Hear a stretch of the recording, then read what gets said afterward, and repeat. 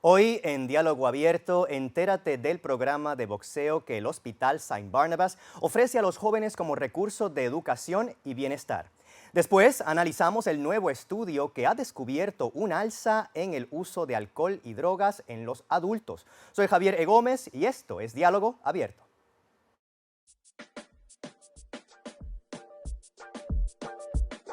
Soy negro, blanco, taíno, mulato, caribeño, bueno, latinoamericano, dominicano. Arroz con huevos, tambor y mambo, soy sincero. Del pueblo no te miento, un chamaquito con un sueño que traigo herencia, sangre nueva, cosas buenas. El Centro Deportivo del Hospital St. Barnabas les brinda a los jóvenes una oportunidad de mantenerse activos física y mentalmente y alejados de las calles con un nuevo programa de boxeo. Recibimos a Amanda Martínez, quien nos habla de esta iniciativa. Hola, Amanda.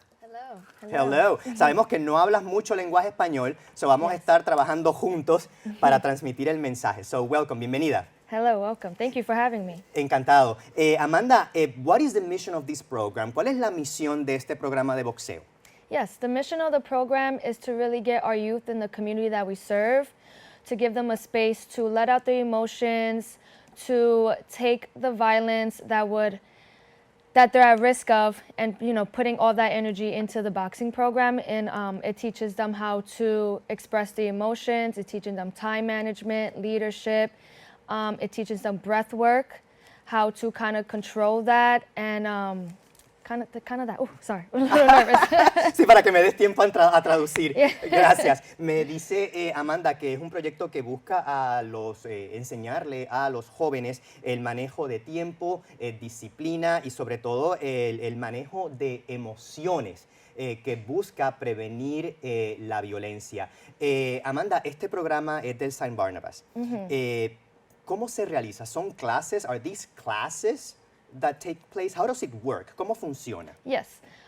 So majority of our participants are through this organization that we work with called BRAG, which means Bronx Rises Against Gun Violence. So what they do is they have participants who are there maybe working with their case manager, or they're using other wraparound services, and they're interested in boxing. So we get connected through them for participants. And so we do sessions, or we like to call them cohorts. So we try to have a summer session and then a winter session. And they're usually about 6 weeks, they're usually about 12 weeks with 2 classes a session. Me dice Amanda que una de las formas en que funciona el programa es en colaboración con la organización BRAG, que significa en español el Bronx se alza contra la violencia. La organización BRAG les ayuda a reclutar jóvenes que tienen un interés en el boxeo y que funciona el programa en sesiones y que tienen unos recesos, ¿verdad? Como unos breaks. Yes. Que tienen, son hasta ahora verano and winter. Yes, we try to do a summer and winter program, and they're usually twice a week. We do them either Mondays and Fridays or Thursdays and Fridays, depending on when our Health and Wellness Center has availability for the studio. And it's a brand new studio with brand new equipment, and we do it usually at like high risk hours, so it'd be in the evening, early evening, like 5 to about like 7. Me dijiste Monday, Amanda. Yes, Monday. This cohort is on Mondays. Perfecto. Me dice que el programa consiste de 2 sesiones semanales, los días lunes y los días viernes, al atardecer, específicamente al atardecer. Y yo estaba platicando con Amanda acá en el Green Room, la sala de espera aquí en el canal, acerca de la importancia de por qué al atardecer. Y le voy a preguntar a Amanda, ¿qué tiene estas horas de particular del atardecer? Amanda, we were talking upstairs in the green room about the late afternoon hours from 5:30. That's when the classes begin. A esa hora es que empiezan las clases or the training. Yes. What happens at that hour? Why is this time very important? Yes, the times are important because, one, a lot of the kids are coming out of school, and then 2, usually in the wintertime, it's dark by 5 o'clock. So we kind of want to give them a space, like their third or second home, if you shall call it, to kind of come, get away, and use that time to let out any other emotions they may have, or want to practice self-defense, want to practice breathing, want to practice how to handle emotions, how to practice reacting to something. So it can help them, instead of reacting right away, quickly, which can lead to a negative outcome. They can come to the studio, learn how to do that, so it can lead to a positive outcome. But we chose those hours mainly because those are just high-risk hours that we've seen in the community working in it and asking questions and saying, what do you need, what times would work for you? A lot of the participants do have work as well, or they go to school in higher education or high school, so that time mainly worked for them. And they said that's usually around the time where they go outside and it's dinner time, so if they're not home, they're out in the community. So we're like, let's give you a place to kind of go. Me dice Amanda que este horario del atardecer para comenzar el training de boxeo para jóvenes, a más o menos como a las 5, 5:30, tiene diferentes motivos. Primero, según las experiencias de ellos, de los mantenedores del programa, esas son horas de alto riesgo porque son las horas en que los chicos salen de la escuela o sus programas extracurriculares y aún no han llegado a la casa, o sea, están en ruta o en transición, y la idea es proveerle a los jóvenes un espacio para que ellos puedan ir entre la escuela y entre el llegada a la casa para la hora de cenar, un lugar donde ellos puedan tener un espacio seguro para poder respirar, para poder aprender manejo de reacciones y también lo que es el manejo de las emociones. ¿Cuán importante es el manejo de las emociones para la vida completa? How important is to learn management of emotions to live a good life? Yeah, I think a lot of the participants are youth. They are, we have the youngest 14 and the oldest 24. I think during that time, we can all say that when teenagers, we didn't know how to handle our emotions. We didn't really know how to best express ourselves. We were quick to kind of get angry, get emotional. So it's really important because this program, it helps you with breath work. So while you're breathing, you're also calming down the body, you're calming down the mind. You're thinking about what's the best way to respond to a situation. It's also a space where you think that if something's becoming too much, you can also take a break. It gives you that kind of space. It tells you with the boxing instructor as well. He's currently sparring with the participants. So if it gets too intense, like you build it up, and then it helps you it then teaches you how to then settle back down, how to take a breath, how to calm down, how to react to things, whether you should react to something or not kind of thing. So it's really important. I think it helps them a lot. It helps them way more than what we think. I speak to some of the participants, and from their beginning to then now, from a year ago to now, I've seen them express themselves completely different, whether that's advocating for themselves, whether that's speaking to adults, speaking to what they need, and speaking to how they react to things. It has worked and it has helped them. Me dice Amanda que es muy importante el proceso del manejo de emociones que enseña el programa, porque enseña, además de respirar, como ya me mencionó, también enseña destrezas de relajación y también destrezas de pensamiento crítico, cosa de tú poder saber cómo manejar una situación y cómo enfrentarla de una forma constructiva. Me dice que ella ha estado platicando con participantes quienes le han dicho que el programa les ha ayudado mucho a tener autoconfianza de lo que es el autoestima y poder, como dicen en inglés, stand up for themselves, o sea, poder tener la confianza de desenvolverse y ser autónomos. Amanda, ¿cuántos estudiantes hay en el programa en este momento? How many students you've got? We currently have about 11 and 12 students, which is what the program is open to, so that's max capacity. I would say compared to previous years, we had about 6, 7 kids, but through word of mouth, through advertising, through just speaking to the community, we've gotten 11, 12 participants, both male and female. And since we work closely with Bragg, we try to do their age eligibility, the age of services that they provide, which is 14 to 24. So we try to keep it at that age group. Me dice Amanda que el programa consiste usualmente entre 11 y 12 estudiantes. En este momento está lleno y que ellos usualmente intentan elegir a los participantes basado en los criterios de edad de la organización Bragg, que es entre los 14 y los 24 años de edad.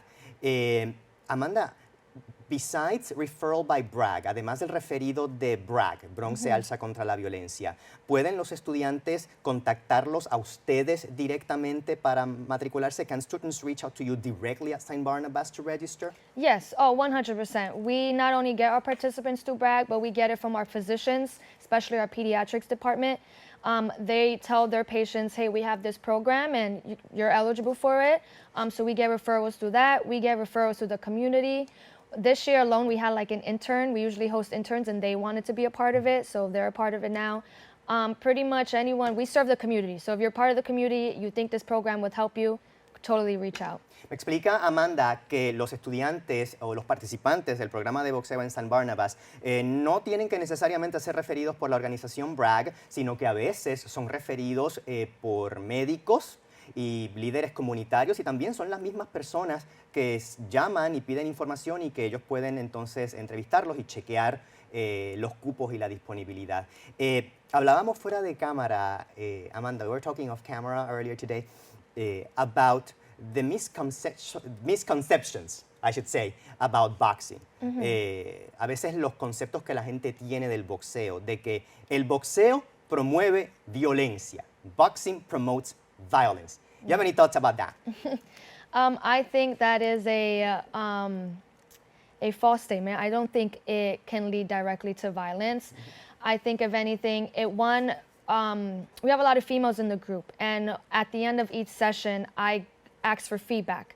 They say that the most important thing I think that I take out of the females' feedback is that they learn self-defense.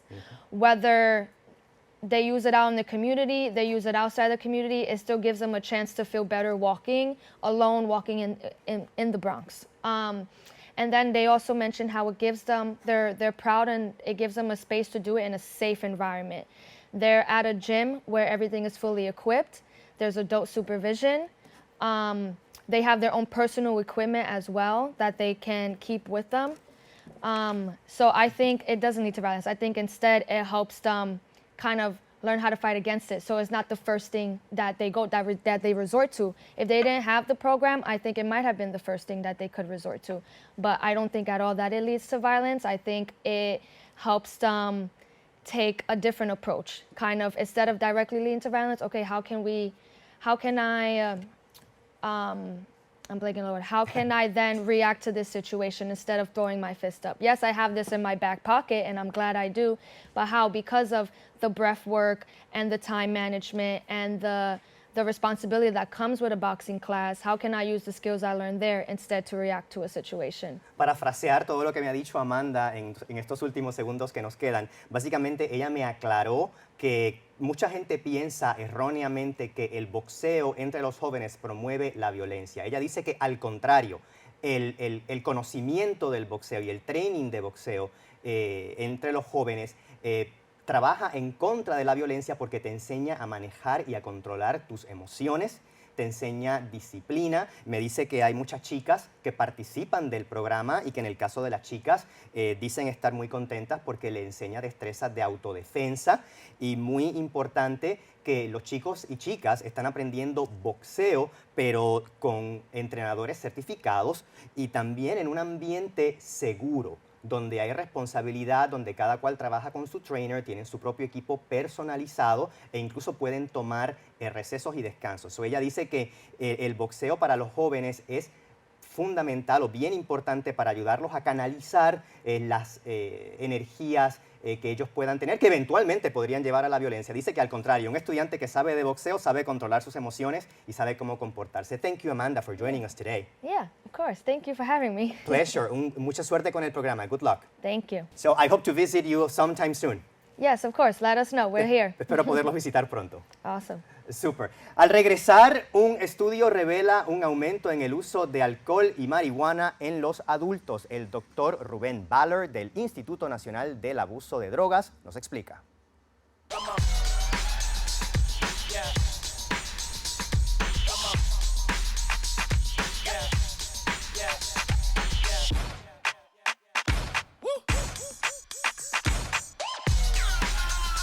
You're not going to get it all right. Just make sure you nail the big stuff, like making sure your kids are in the right seat for their age and size. Get it right at nhtsa.gov/therightseat.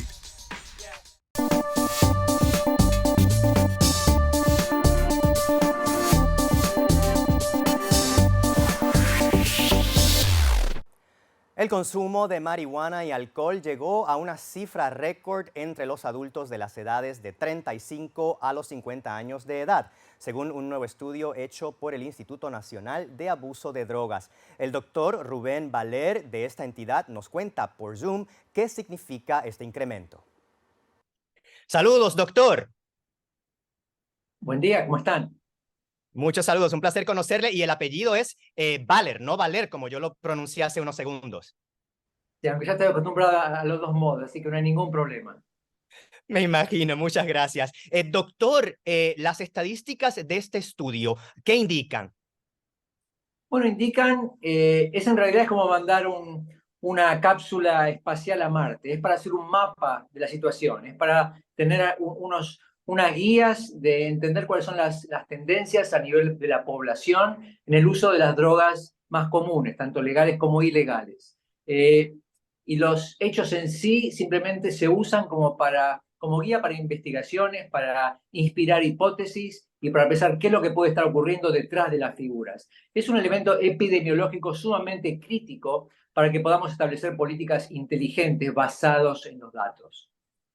Interesante el concepto que usted me plantea porque me menciona este asunto de las adicciones como algo que es epidemiólogo y usualmente la gente no asocia los asuntos de sustancias con epidemia.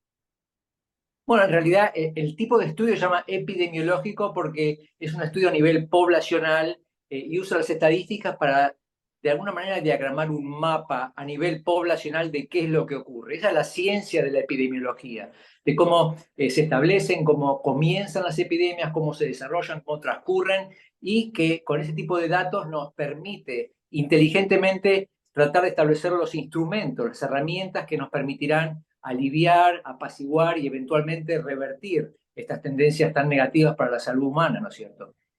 Sé que el estudio encontró un alza en el uso de alcohol y marihuana en un grupo demográfico específico, que es lo que llamaríamos los Gen Xers, right? Entre 35 y 50 años. Pero específicamente, ¿cuáles son esas estadísticas?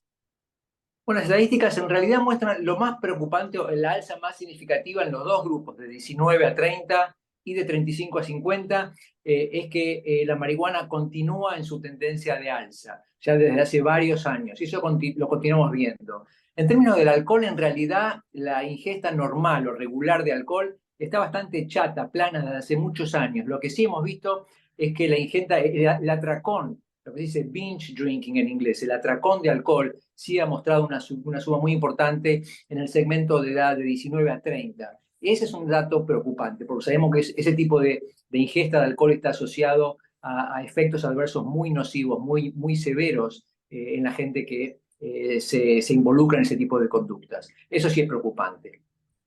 Rubén, ¿miró el estudio cuáles podrían ser algunas de las causas de esta situación o lo que llamamos en inglés los triggers?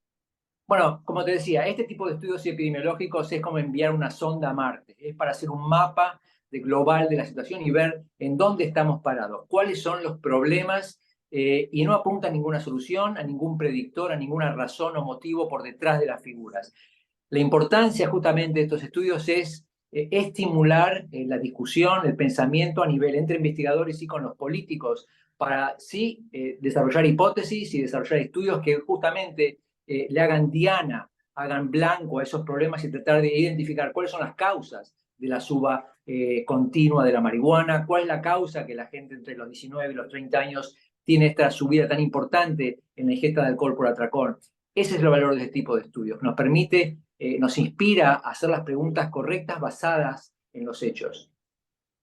Actualmente, doctor, ¿cómo las autoridades de salud, las agencias de salud, las asociaciones, debo decir, los gobiernos, han recibido el estudio?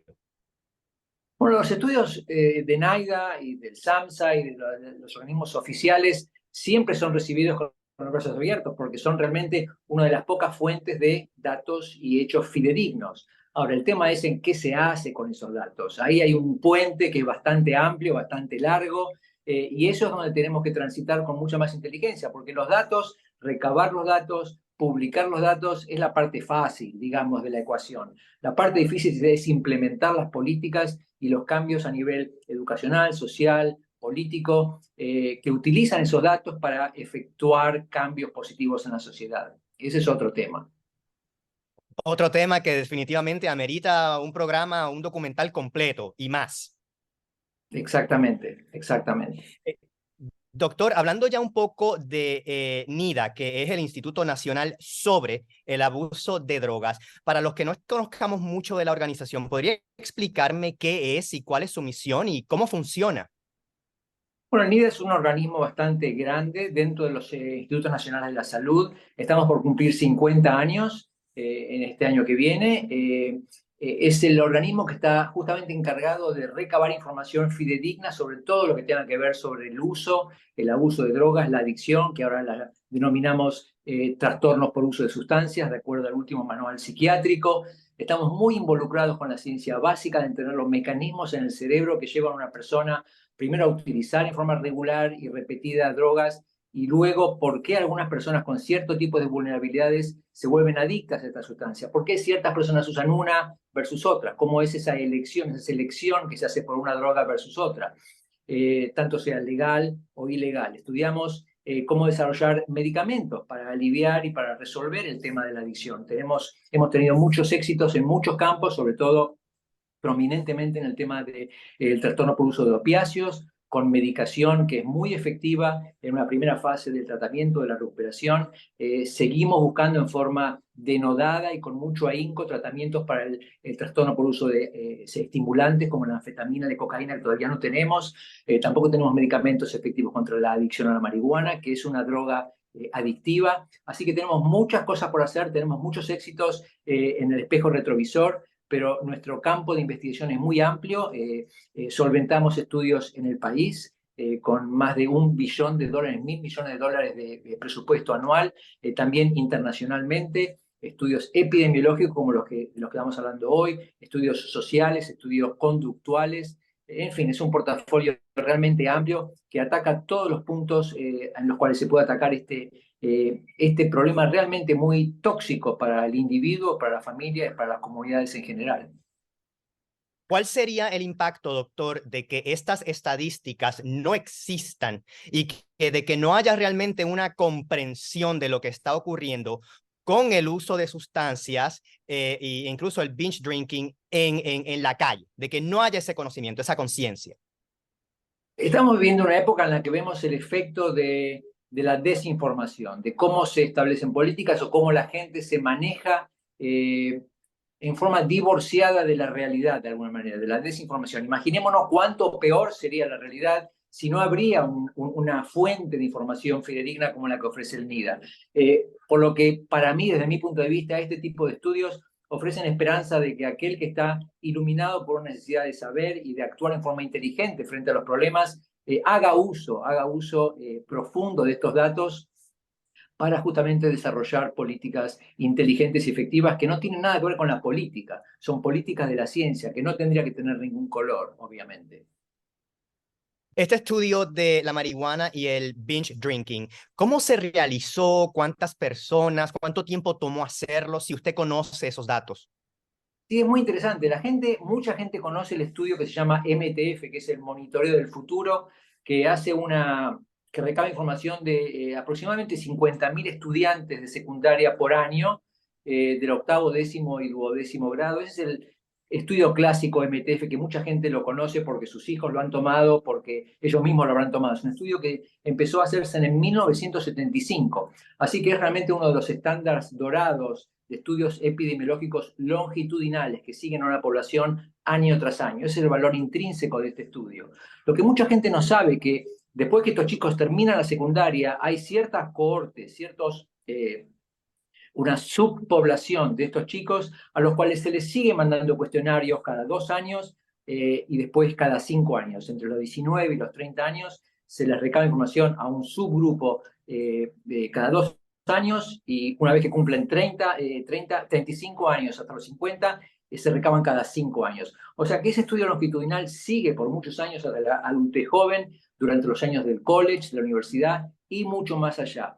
Y esto nos permite, si volvemos a la metáfora del mapa, de tener una topología del uso longitudinal de drogas que es mucho más texturada, mucho más granular, con mucha más información, porque no termina la secundaria, sigue y nos permite tener una visión mucho más amplia de cómo son esas conductas, cómo se desarrollan esas conductas, cómo evolucionan con el transcurrir de los años. Hoy tenemos, como este estudio lo dice, gente que empezó a tomar estos estudios en el 1975 y hoy ya tenemos cohortes, tenemos grupos etarios que ya tienen 50 años. O sea que la visión que nos permite tener este tipo de estudios epidemiológicos es realmente muy poderosa para entender cómo evolucionan las tendencias de uso de droga, la percepción de los peligros, la percepción de la seguridad, vis-a-vis los cambios en la realidad, porque la realidad cambia al mismo tiempo, como la legalidad de la marihuana, por ejemplo.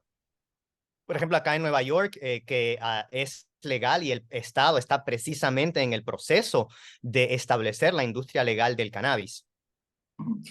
Eso es muy importante porque el estudio del MTF y este subestudio que es de la gente mayor de 19 a 30, de 35 a 50, nos da una parte de la ecuación que es la parte de la persona, la parte del uso de drogas. Pero hay una parte totalmente que es ajena o que es una imagen especular de esta, que qué es lo que pasa en el mundo, cómo evoluciona el mundo a medida que estos chicos van creciendo desde la secundaria, desde el middle school hasta que tienen 50 años. Y la evolución es bastante dramática. Lo vemos con los cambios legales en la percepción, en el uso de la marihuana, tanto medicinal como recreativa. Y hay un feedback, hay una interacción muy íntima entre lo que la persona piensa, lo que la persona hace y las señales, los símbolos que van evolucionando en el medio ambiente. De esa interacción surgen las tendencias que estamos viendo en este tipo de estudios epidemiológicos. Es interesante porque de todo lo que yo he escuchado sobre este tema, tal vez es el acercamiento más coherente a largo plazo que sigue el impacto del uso de sustancias de las personas